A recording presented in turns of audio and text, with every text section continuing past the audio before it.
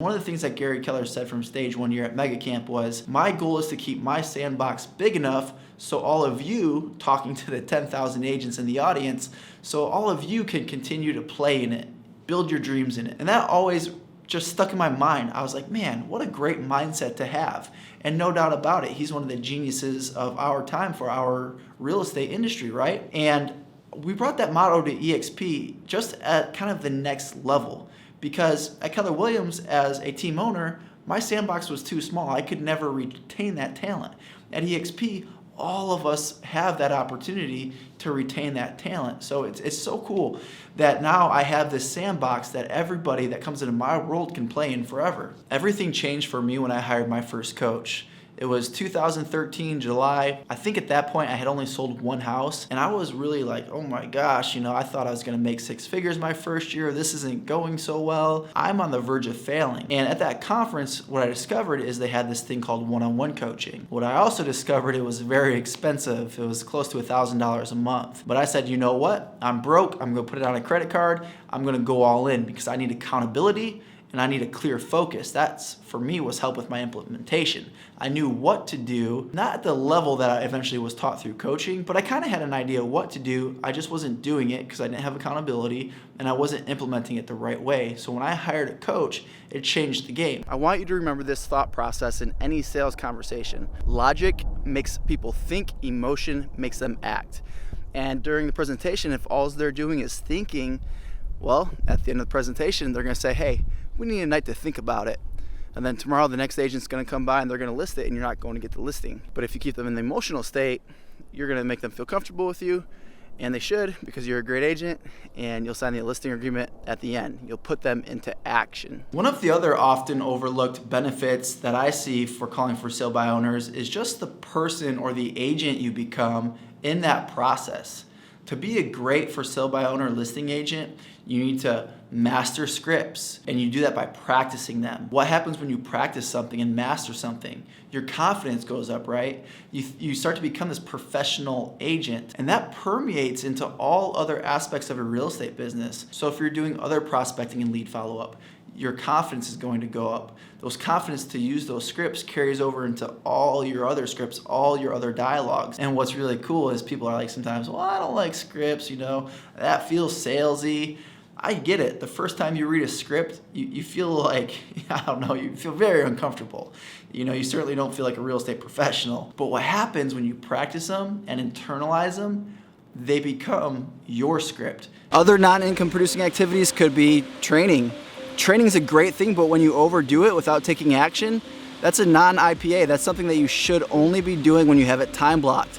Ideally, it's before work or after work, or maybe during lunch you're attending a training. I just see so many agents that are constantly in the mode of learn with no action, so don't fall in that trap. There's so many other non-income producing activities that you can do as an agent. Just think, is what I'm doing right now directly going to lead me to a sale? Directly going to lead me to a listing or working with a buyer? If it's not, then you have to stop doing it or drastically limit your time. Of course, there's things like doing paperwork or getting organized to start prospecting that aren't necessarily direct income producing activities that you need to do. You just need to be aware of what's going to make you money and what's not, and don't fool yourself. I really want to make the point of why you should be using a dialer. In fact, according to Prospecting Today, agents who use a dialer are twice as likely to earn $80,000 per year or more compared to agents who don't. Knowing that, you can't afford not to have a dialer, right? And I just wanted to read that to you because that's an amazing stat. Think about that. You're twice as likely to make $80,000 or more when using a dialer, and it's because you can work more efficiently.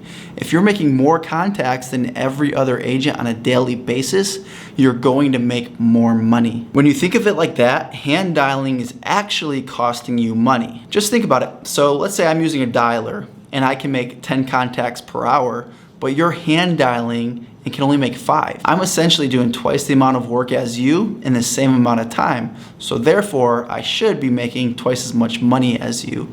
And I found that to be true. So when you're first starting, you want to use the script verbatim.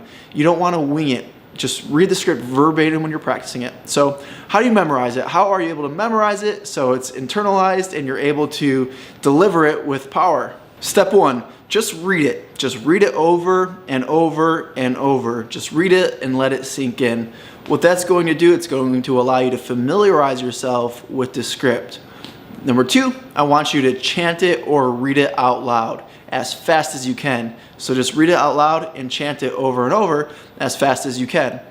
The third one is I want you to write it out. Write it out over and over and over. I actually used to spend hours writing out my scripts, writing out my entire listing presentation because I was trying to internalize it all as fast as possible.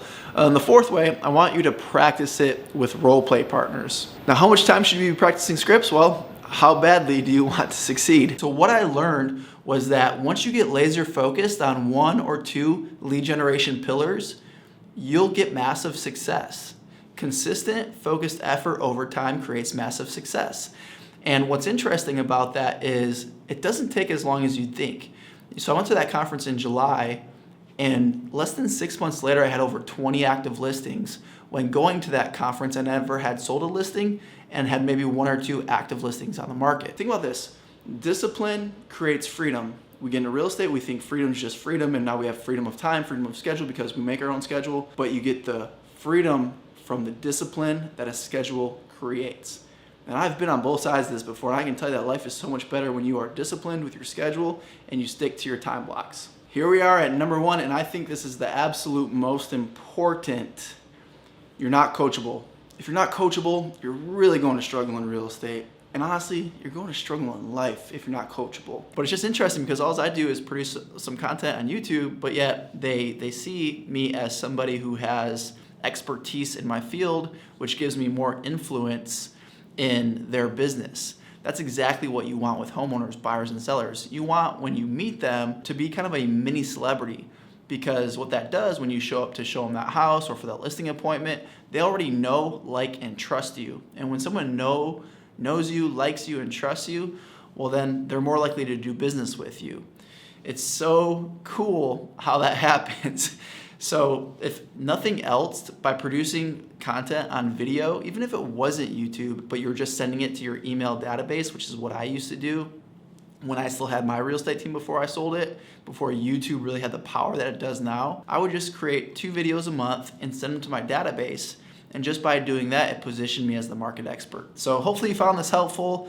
Hopefully that gives you some insight into how I was able to transition out of selling real estate at the age of 31. You know, it's funny. There's a little joke we have at EXP, and it's, have you ever been to a real estate agent's retirement party? And I'll tell you what, most agents end up selling real estate until they die. So if you're looking to live a life of freedom, travel, and do everything that you imagined you'd want to do with your family before you're at an age where you can really no longer enjoy it, well then selling your real estate team and building some residual income might just be the way to do it.